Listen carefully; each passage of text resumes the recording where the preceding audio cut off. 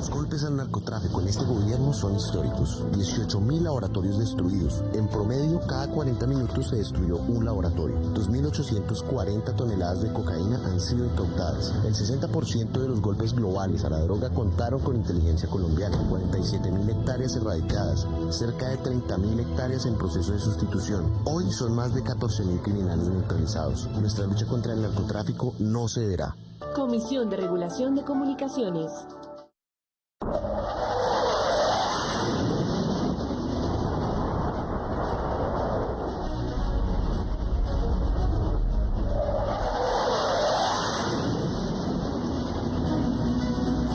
Desde el cielo, alguien nos cuida. Colombia vuela alto. Bienvenida, nueva flota de aviones. Con transparencia cumplimos. Gobierno de Colombia. Comisión de Regulación de Comunicaciones.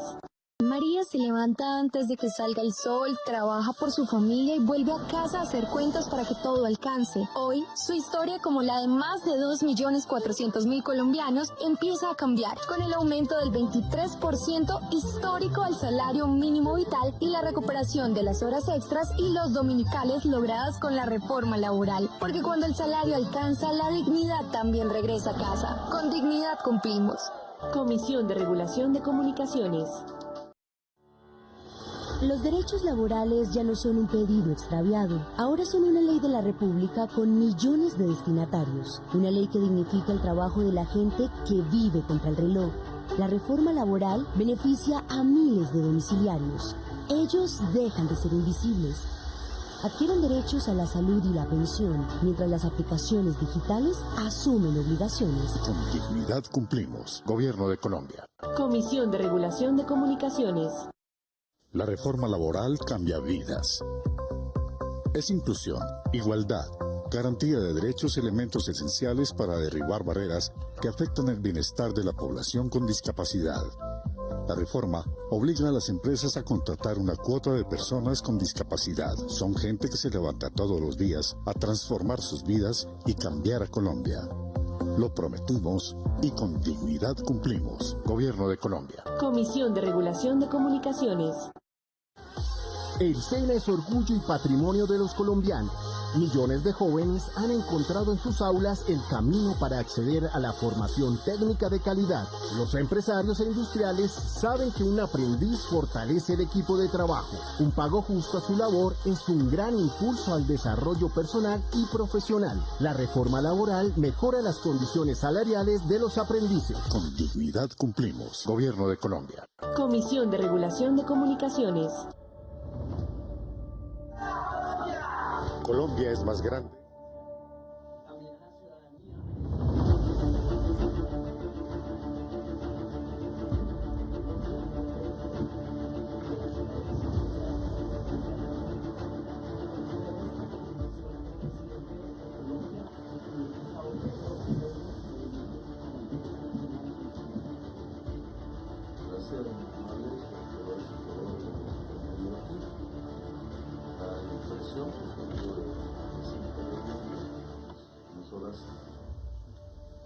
Pues es positiva en primerísimo lugar, esa es la realidad. Yo creo que en un momento de profunda tensión entre los Estados Unidos y América Latina en general, que empieza alrededor del tema del Caribe. El Caribe es nuestro territorio, le llamamos así, nuestro mar de paz, por la historia que representa, es un encuentro de culturas. Vio pasar una conquista, ha visto invasiones y revoluciones, y en mi opinión es el sitio geográfico donde alguna vez volverá a haber un renacimiento, precisamente por la fuerza cultural que representa unas unidades de la humanidad diversa que han llegado allí, porque con nuestro país, con Venezuela, con la misma Ecuador, que aunque no tiene Caribe está cerca, con Panamá, Centroamérica, etcétera, las islas antillanas, grandes y pequeñas, somos el corazón del mundo. Cualquier ubicación del mapa mundi, con América en el centro, muestra que el punto más equidistante geométricamente, el más corto entre todos los continentes, somos nosotros. Y en esa medida no somos una especie de lejanía aparte, sobre la cual no sucede mayor cosa, sino somos como el ojo de un huracán, de los muchos que se producen en el Caribe. Y ahora lo estamos viendo en la práctica. Un mundo que después de pasar por el genocidio en Gaza, que aún no ha terminado, ni ha sido juzgado, su ojo del huracán se desplaza al Caribe, casi de la misma manera, golpea Caracas y amenazaba a Colombia, el centro del mundo. Y eso hace temblar todo el mundo, porque es el centro del mundo. No solo geográfico, sino vital. Porque si algo caracteriza a nuestra antigua Gran Colombia, es que somos potencia mundial de biodiversidad natural e humana. Por eso los acontecimientos son importantes y me parece muy positivo que la reunión de esta mañana pues haya salido con un aire optimista y positivo. ¿Qué siento yo de lo que vi y de lo que sentí? Confusión alrededor de la realidad que acontece, por ejemplo, en problemas como el narcotráfico, como la energía, líneas diferentes, indudablemente, de ver el problema, algunas agresivas, otras más posiblemente construibles entre todos.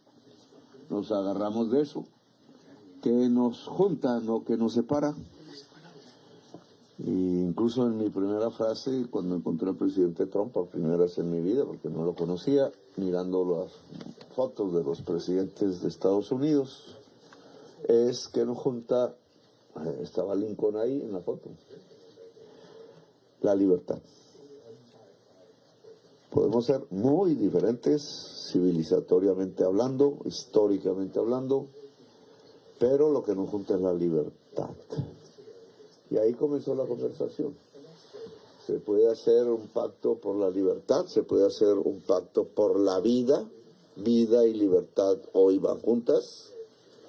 Y sobre eso es que nos podemos juntar. Pues esa fue la conversación. Y por eso vimos cómo reactivar a Venezuela, no simplemente cómo condolernos de lo que sucedió en Venezuela, que es grave, sino cómo podría ser una reactivación de Venezuela con la ayuda de Colombia en su frontera, en su vecindad, occidental para Venezuela, oriental, nororiental para nosotros. ¿Cuál es el papel de Estados Unidos allí? Si no es levantar sanciones, por ejemplo, concretamente. Y cómo dejar fluir allí, incluso con aporte de los Estados Unidos, unos flujos que ya se han construido desde hace mucho tiempo, que son comunes, una realidad, lo repetimos muchas veces, Colombia y Venezuela somos un mismo pueblo, una misma historia, y por tanto en los momentos más difíciles donde se pone en cuestión la existencia de nuestras naciones, dejarla fluir y juntarse y volverse poder como Bolívar pensó que podríamos ser. Y por eso allí hablamos del flujo de la energía, el flujo de las gentes, la necesidad de que eso se libere de cualquier coerción, las posibilidades que ya tenemos porque lo preveíamos antes con nuestras empresas de petróleo públicas, con nuestras empresas de energía limpia públicas. Incluso pude contar algo que quizás no se sabía, y es que desde el norte de La Guajira, desde La Guajira misma, podemos tener energía limpia, eólica y solar, para toda Colombia, para toda Venezuela, y aún nos queda para exportar. Que una empresa de Estados Unidos se atrevió con nosotros a construir la planta más grande de hidrógeno verde de América Latina, y está lista para exportar, que puede ser seducible Estados Unidos si sabe matemáticamente que el potencial de energías limpias de toda América del Sur, no solo nuestras, pueden un 100% y durante mucho tiempo limpiar la matriz energética de los Estados Unidos. Y ese paso sería indudablemente un paso, ese sí, no un gesto apenas, sino un hecho científico, económico, histórico real de superación del colapso climático que se avecina, producido por el modo de energía.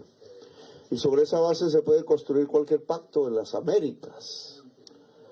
El regalo que me dio del, ¿cómo se llama?, la gorra roja de por una gran América es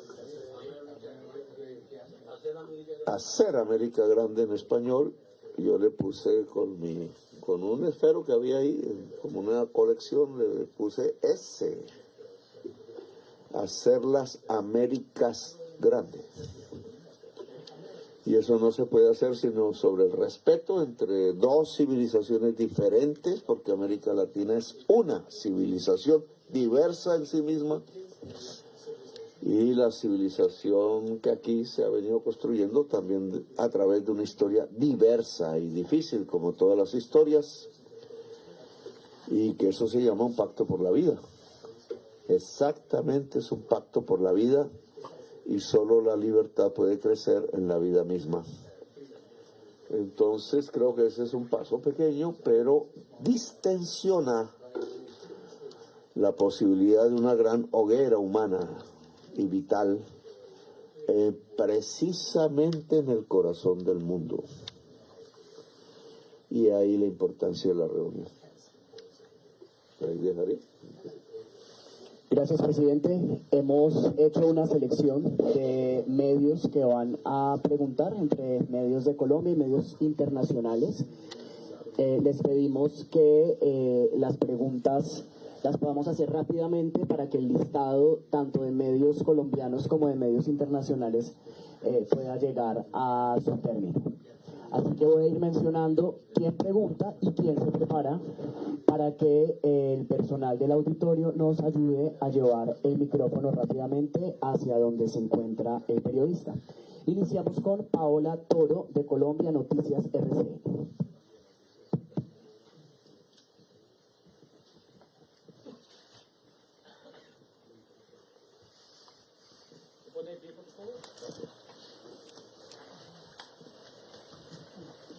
Presidente, ¿qué tal? Muy buenas tardes. Queremos saber más sobre esas posibilidades de las que usted está hablando, que ya hay en Venezuela con la reactivación de la que usted conversó con el presidente Donald Trump. Usted mencionó en declaraciones a la prensa de la participación que podría tener Ecopetrol, que podría tener monómeros, y también ya sabemos el contexto de petroleras estadounidenses que han pedido a la administración Trump que haya seguridad en el terreno venezolano para que ellos puedan operar. Pero también la administración Trump ha dicho que no hay ningún tipo de seguridad, que operan en cualquier lugar del mundo y que no ofrecen garantías de este tipo. ¿Esto qué quiere decir? ¿Que Ecopetrol va a tener algún tipo de garantía para poder operar en Venezuela? ¿Cómo va a ser? ¿Y de qué posibilidades reales estamos ya hablando? Y en segunda instancia, usted también conversó sobre la situación entre Colombia y Ecuador con el presidente Donald Trump y ha pedido que sea él quien medie en medio de Daniel Noboa y de usted mismo. ¿Cuándo empezaría esto? ¿Ya hay alguna fecha de pronto prevista para una reunión entre ustedes, entre delegados de ambos países, o que sea una lucha en los tres frentes contra el narcotráfico? Gracias. Bueno, ligas dos temas, que es el económico y el narco, que tiene que ver, porque lo que puede desestabilizar las dos fronteras colombianas, en mención por usted, Venezuela y Ecuador, agregaría otras, agregaría las del mar, Haití, Panamá, República Dominicana y otras, es el narcotráfico. Y es un tema específico y que tiene que ver con la economía. Indudablemente, entre más se reactive económicamente el nororiente colombiano, el norte colombiano y el occidente venezolano, menos narcotráfico. Entre más se reactive el sur colombiano, sur occidente colombiano y el norte de Ecuador, más tendremos la opción de cerrar las puertas del narcotráfico.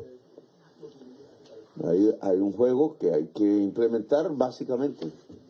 Si la gente no tiene con qué comer, no tiene otras opciones en las selvas, en las montañas, en lugares donde no llega una carretera, donde para transportarse duran 12 horas para sacar un producto agrario legal a un mercado, pues lo que habrá es narcotráfico. Entonces, en los dos rieles hay que actuar. Ya hablé de cómo se puede articular, que no es cómo Ecopetrol entra a Venezuela, ese es un tema posterior, quizás. De hecho, quien está en Colombia es Venezuela, porque Monómeros es propiedad de Venezuela, pero su planta está en Colombia. Lo que se trata es cómo se articula en la misma frontera. Es que es ligar unos tubos, hacer así, chin, chin, chin, así como haces el tú, no debo decir chin, chin, porque no es sino hacer como en tu casa los plomeros, se cierran los tubos y pasa el gas. O puede pasar petróleo relativamente fino y se refina en nuestro país, o puede seguir hacia puertos y deben ganar los tres países, Venezuela, Colombia y hacia donde se venda ese tipo de mercancías. Y en eso, digamos, las propuestas están en la mesa de los Estados Unidos. Están desde hace años en las mesas de Ecopetrol. Yo mismo, siendo alcalde hace como 10 años, las vi. Y estuvieron siempre también en la mesa de los gobiernos de Venezuela. No es sino actuar. Hoy te podría decir que es cuestión de días que nosotros podríamos ofrecer energía eléctrica a Venezuela. Y con energía eléctrica es que puedes abaratar, si la energía es limpia, y no deja de ser una contradicción, pues el que Venezuela deje de quemar el gas hacia la atmósfera, con una consecuencia muy nefasta para la humanidad, y pueda incluso meterse en un tubo y venderse al mundo con consecuencias menos nefastas. O los productos del petróleo. Esa interrelación económica está hecha desde hace mucho tiempo y no se ha podido poner en funcionamiento por los problemas políticos. O sea, tanto Venezuela como Colombia, como los mismos Estados Unidos, han perdido, realmente habría que hacer ya el cálculo económico durante todos estos años, por bloquearnos. El mismo Trump lo dijo. Y me sorprendió porque yo tenía otras ideas. Pero ¿por qué pusieron las sanciones tan tontas? Pero yo también digo lo mismo. ¿Y eso para qué? Matarnos de hambre sin soluciones para el conjunto. Es lo más antieconómico e irracional que he visto. Por eso lo primero que hice cuando llegué a la presidencia fue abrir la frontera. Hoy 1.500 millones de dólares cruzan, y puede ser mucho más, y lo que cruza es fundamentalmente comida. En cambio, cuando se cerró la frontera, lo que más se comerció entre los dos países fue cocaína. Es irracional lo que se hizo.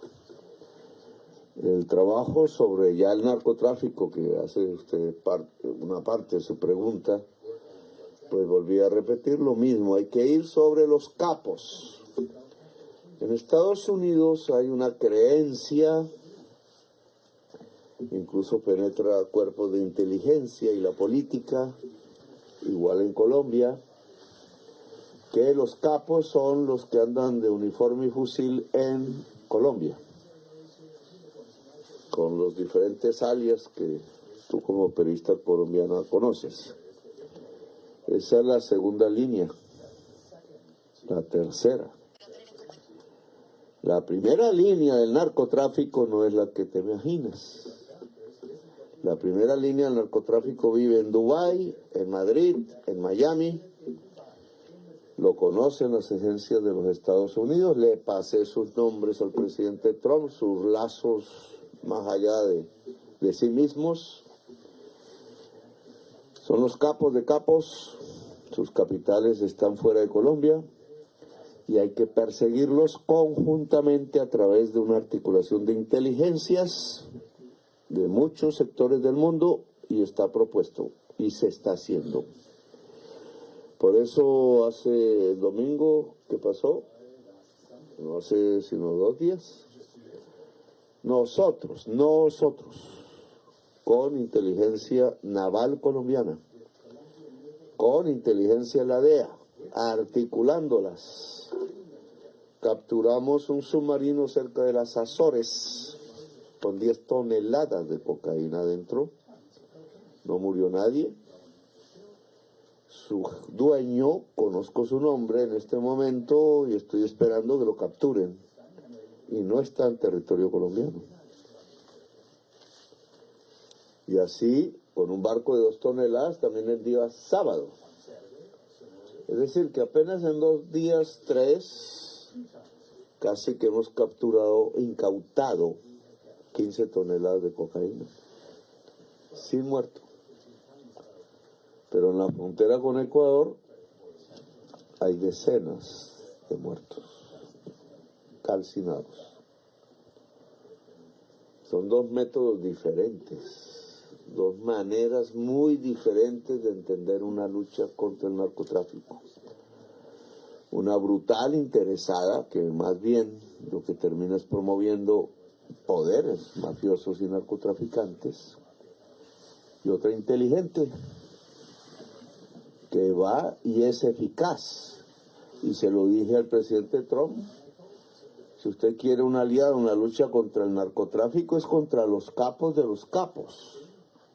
Le mostré los videos de cómo los campesinos hoy por miles, y aquí está la responsable del programa, Gloria, que te puedes presentar, levántate un poco,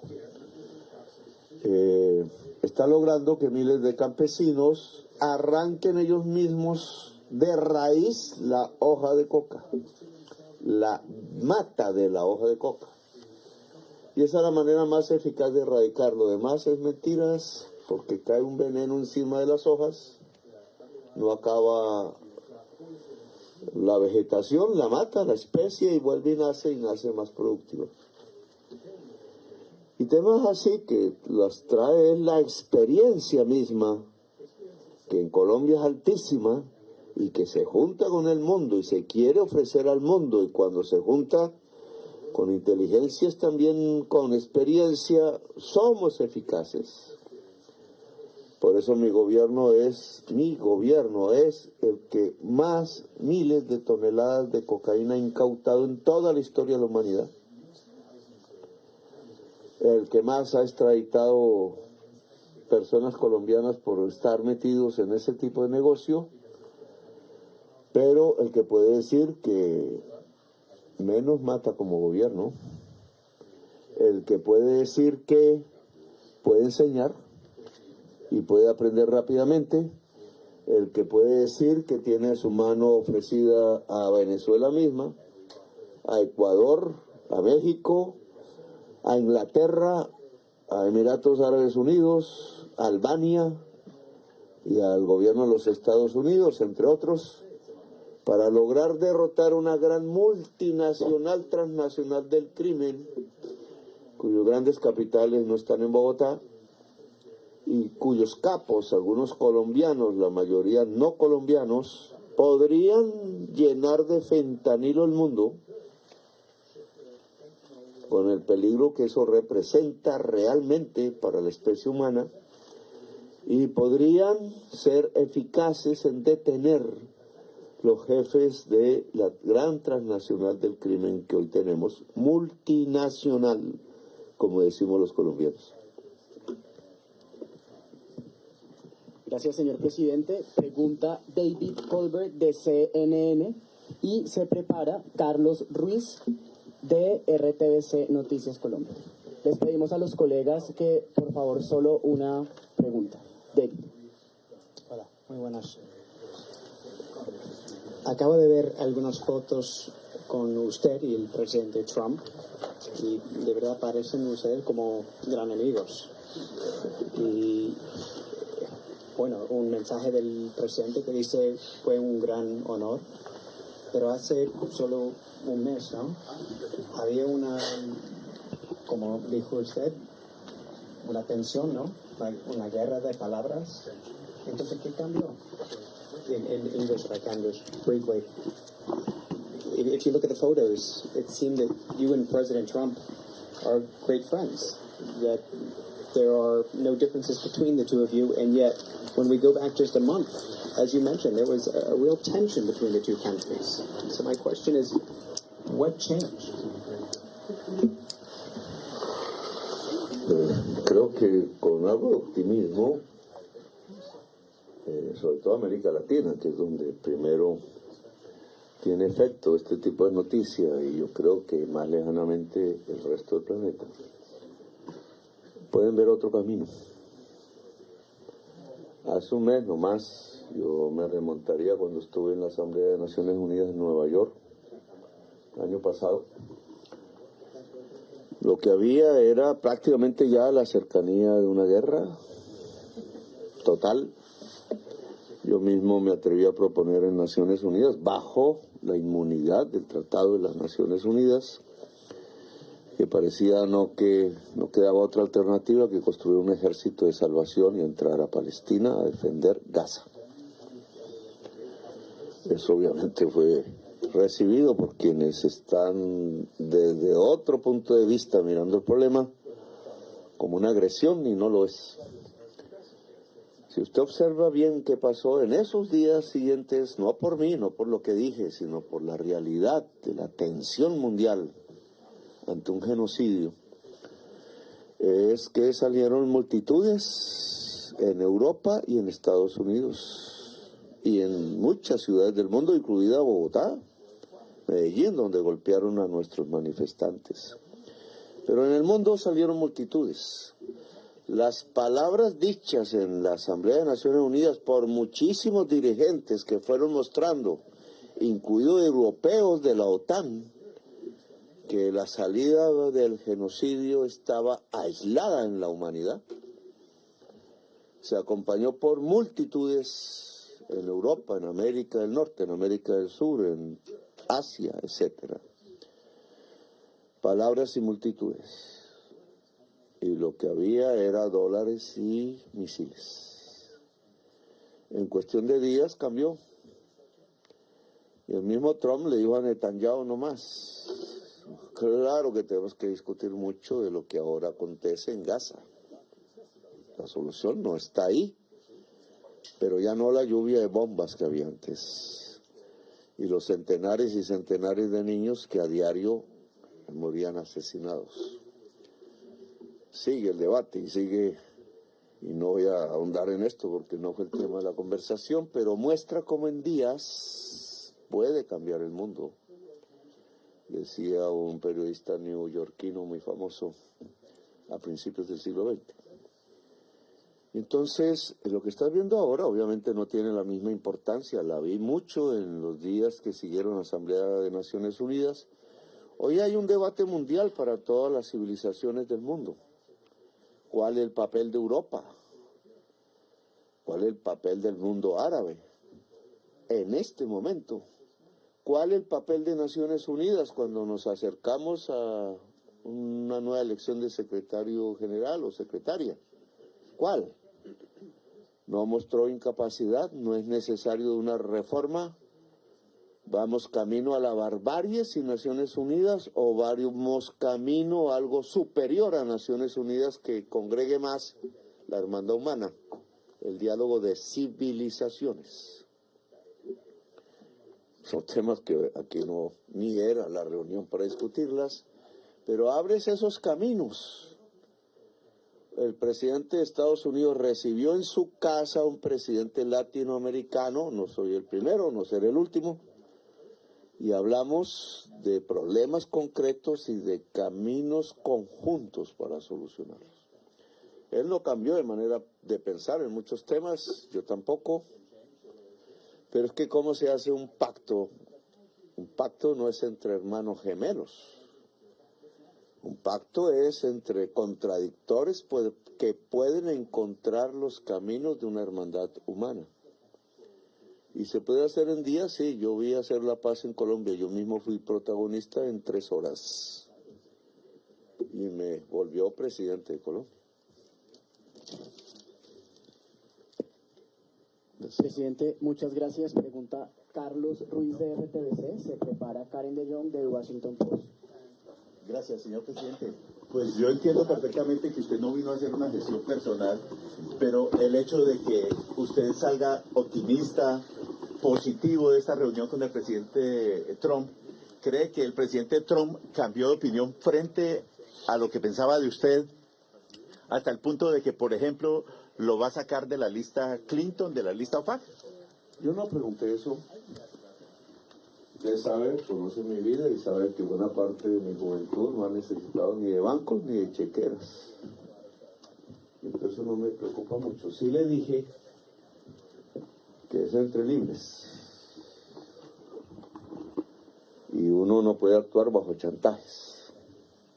Haz esto, si no pasa esto. No, ni por, nosotros decimos, ni por el chiras. No actuamos bajo chantajes. Y las fotos, creo, y el ambiente de la reunión, creo, demuestran una reunión entre tú y tú, entre iguales, que piensan diferentes, sí, con poderes diferentes, obviamente, pero capaces de encontrar caminos comunes, punto. No personales. Ni él me habló de sus negocios, ni yo de los míos, que no tengo. Pero sí lo invité a Cartagena, que le dije que era un lugar muy chévere y bello para estar y vivir. Pero en relación a lo que usted dice, no hablamos de eso. Las consecuencias son lógicas desde el punto de vista personal. Y, digamos, no me hice elegir para ver si me va mejor o peor como individuo. Presidente, muchas gracias. Pregunta Karen de Jong de Washington Post. Se prepara Catherine Ávila de Blue Radio.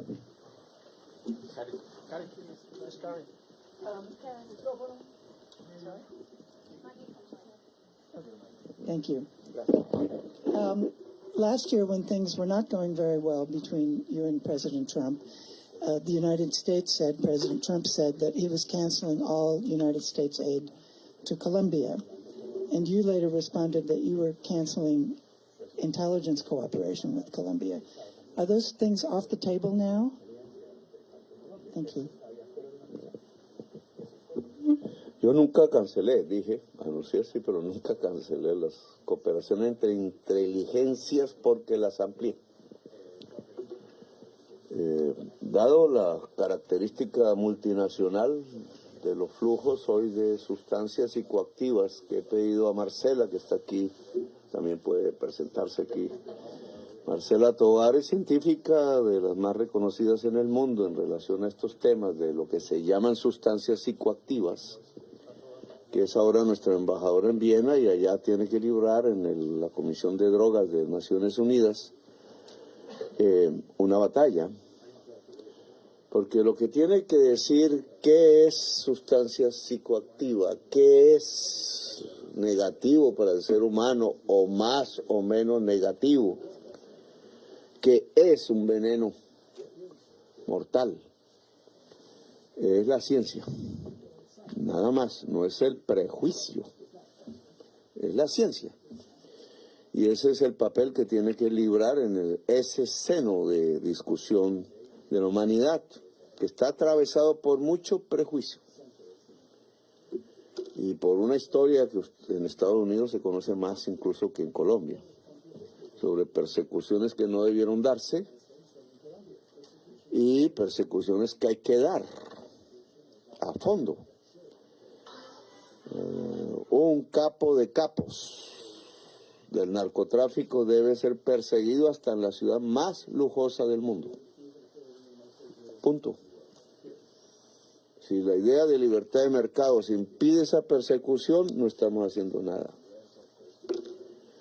Pero si un campesino es perseguido porque no tiene con qué comer y no puede sembrar sino una vegetación que era conocida desde hace miles de años y no nadie podía decir que hizo daño, entonces ¿por qué le cae una bomba encima de su casa? O le queman su casa, o lo llevan preso. Esa no es una lucha eficaz. Y lo que tiene que hacer Marcela, porque este es un tema mundial, no de dos países, es enderezar esa lucha y apuntar donde es. Si la inteligencia no dirige el fusil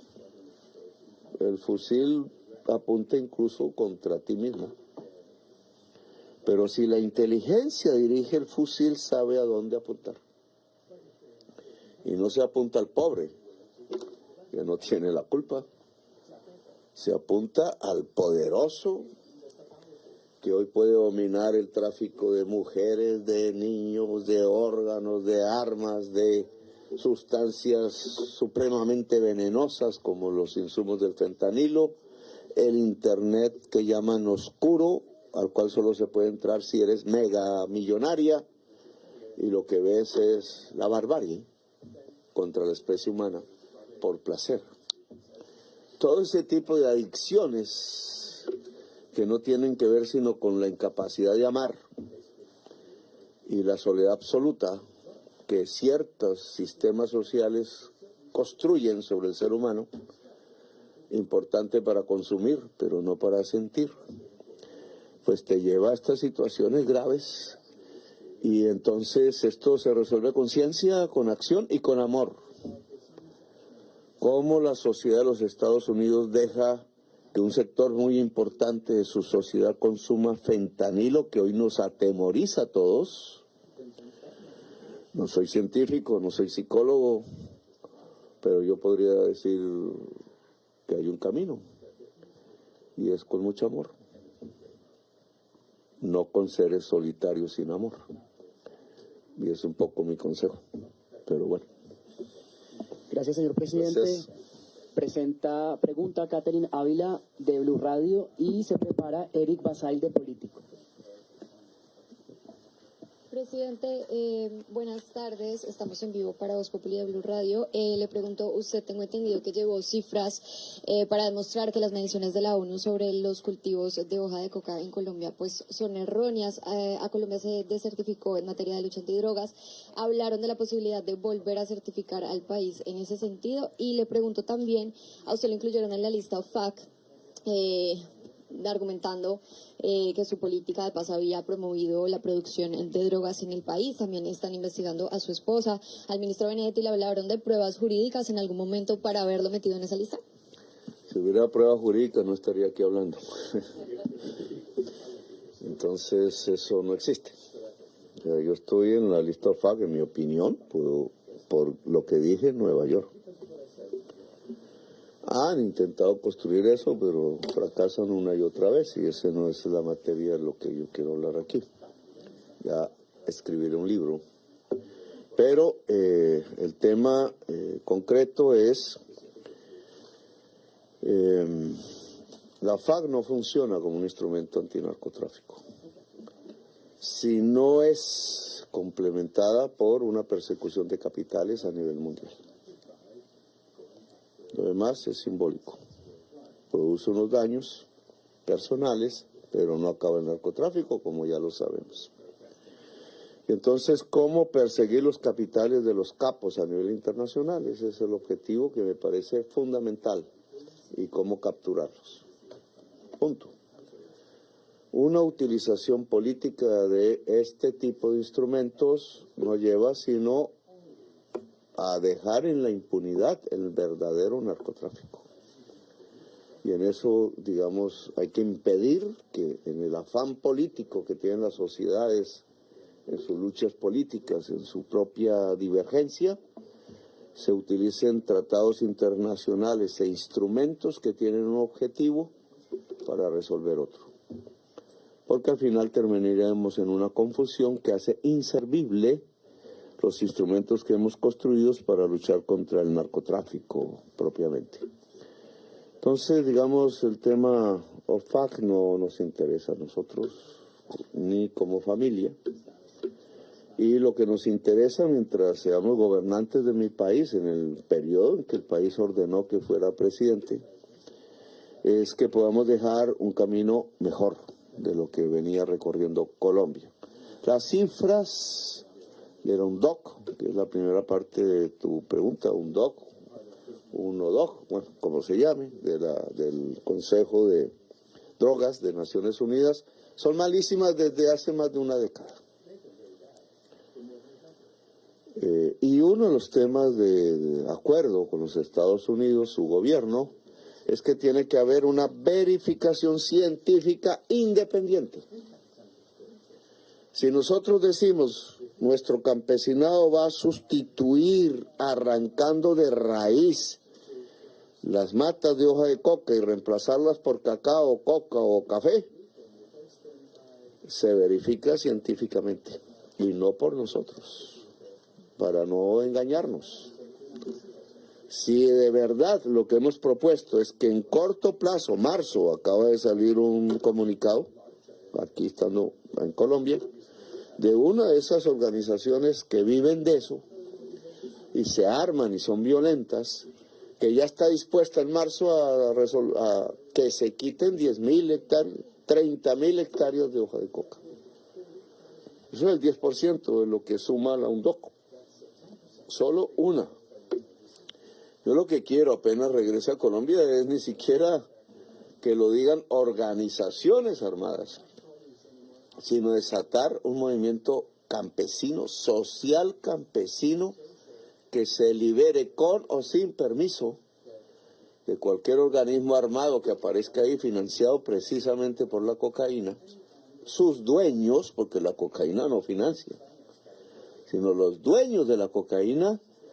Es que Colombia pueda decir, es que estamos a un paso de ello, que nos desnarcotizamos en nuestro sistema económico y que el mundo ojalá compre café colombiano, cacao, coco y productos industriales de Colombia, y que ese es el camino para que no se siembre más hoja de coca con fines mercantiles en el mundo. Hoy ya tienes una noticia de una de esas regiones en el sur, en la frontera con Ecuador, que dice somos capaces hasta marzo, de aquí a marzo, de quitar 30.000 hectáreas en Nariño y Putumayo, frontera con el Ecuador. Verifiquemos. No digo que creamos.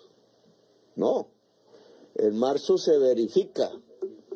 Y si uno de ellos está preso, se va a las cárceles de Estados Unidos por mentir.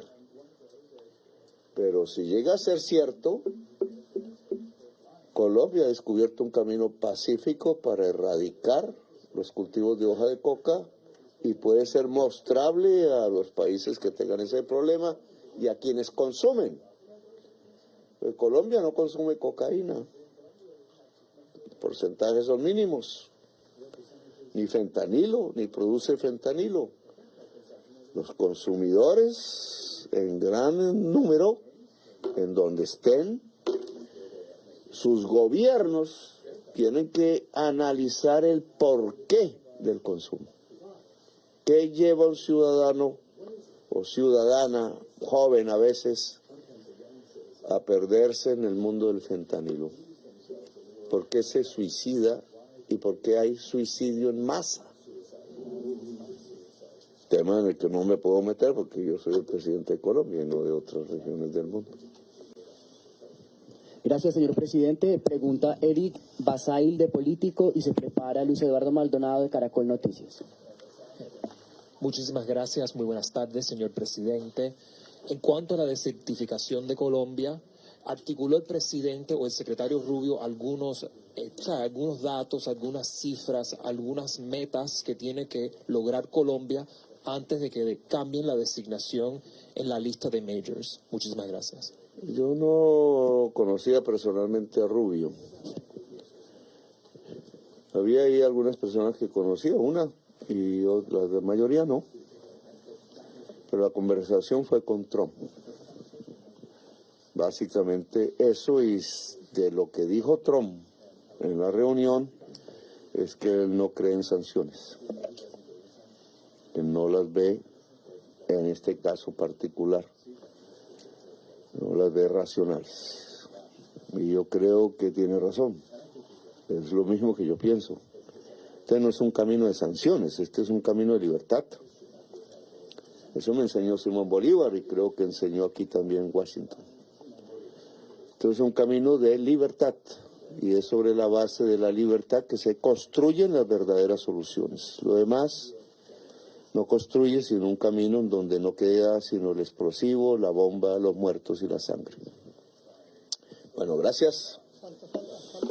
Gracias, señor presidente. Gracias. Presenta pregunta a Luis Eduardo Maldonado. Todavía. Maldonado me puede preguntar en Bogotá. ¿Cómo me va a dejar por fuera, presidente? Semejante viaje me deja por fuera. ¿Cómo? No, presidente, yo quiero, usted está hablando de Ecuador. Su solicitud concreta, su petición al presidente Trump, ¿cuál es? ¿Lo quiere poner a trabajar para superar esta guerra económica con Ecuador? Pero el papel de él, ¿cuál sería? Y podemos entender con todo lo que han dicho, porque es que el presidente Trump habla maravillas de usted, firmó mensajes muy positivos, usted está hablando muy bien de él. Aquí nace una nueva era diplomática, política y económica de los dos países, ¿con alguna condición? Yo creo que nace un camino, sin caer en vanidades, ¿no? Porque usted sabe que la soberbia es mal, compañero. Y la codicia peor, la codicia mata la vida. Pero aquí nace es un camino, o se fortalece, porque nunca ha desaparecido en realidad. Nace un camino en donde gente diferente, regímenes diferentes, maneras de pensar diferentes, poderes diferentes, porque tenemos nosotros un poder, solo que es diferente, se pueden encontrar.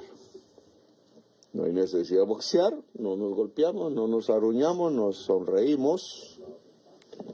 I like you, me dijo él. Yo conozco poco el inglés, entonces pues ahí me toca, me traduzcan, pero y me comprometo a aprender inglés después de que salga la presidencia, porque tendré tiempo. Pero es un camino diferente, un encuentro entre diferentes, sin humillaciones de ningún tipo, en donde tratamos de encontrar unas soluciones de acuerdo a la experiencia entre dos naciones, alrededor de problemas concretos. El futuro, la hermandad humana, si las Naciones Unidas sirva o no, es algo que tenemos que encontrar para después. Pero el camino nos enseña que ese después se puede encontrar precisamente hablando, como son los seres humanos, cómo resuelven los problemas los seres humanos. A golpes queda sangre, venganza. Y los pueblos latinos sí que nos perjudica ese ancestro de la vendetta. No, se solucionan hablando. No es la vendetta, es hablar. El único remedio contra la vendetta es el amor y hablar. Y hablando nos entendemos los seres humanos y eso es lo que hemos mostrado. Esto no es nuevo, es simplemente una nueva demostración de que se puede. Presidente, nos queda una última pregunta. Ecuador, no me Pregunta, Ecuador, presidente. pregunta Tom Quería ir a una Bateman. librería, pero yo... Vale. Tom Bateman. Pregunta Tom Bateman de BBC. Hermano, usted hace un... Pregunta Tom yo te Bateman de entiendo, BBC. pero... Pediría disculpas por primera vez, pediría perdón ahora que habla de amor, de reconciliación. Primero no es primera vez, esta es como la 134ª vez que usted no conoce, pero ¿sabes qué hice? Déjame hablar, hermano, un momentico, porque yo te escucho y debes dejarme contestar. Pero una de las cosas que hicimos en la reunión, porque de eso se trata, no de quién mató a Jorge Eliezer Gaitán, no de quién asesinó 6,000 militantes de la Unión Patriótica, no de quién asesinó a Carlos Pizarro, no de quién me torturó a mí en la cárcel. Ojo, pero ¿cuál fue lo que le dijimos a Trump hoy? Le pedimos en una carta escrita en inglés le pedimos en una carta escrita en inglés que saque, ¿cómo es el nombre? Saque a la luz pública, desclasifique todos los informes que en la inteligencia de Estados Unidos hay sobre dos hechos de la historia de Colombia. Me preguntó Trump, ¿es que nosotros fuimos culpables? Me dijo él. Yo le dije, no creo. No aparece en nuestros registros. 1. 9 de abril de 1948, que inició la muerte de 300.000 colombianos. Genocidio en Colombia. 2. La toma del Palacio de Justicia, primero por el M-19, segundo por el Ejército, que está en curso en unos hechos donde murieron otros 200.000 colombianos. En Colombia hubo un genocidio que aún no termina. Y nuestra labor en construir la paz, que yo hice personalmente con el comandante Carlos Pizarro, es frenar el genocidio que hay en Colombia y en cualquier parte del mundo. Bueno, gracias. Muchas gracias, señor presidente. De esta manera finalizamos esta rueda de prensa. Muchas gracias a todos los colegas.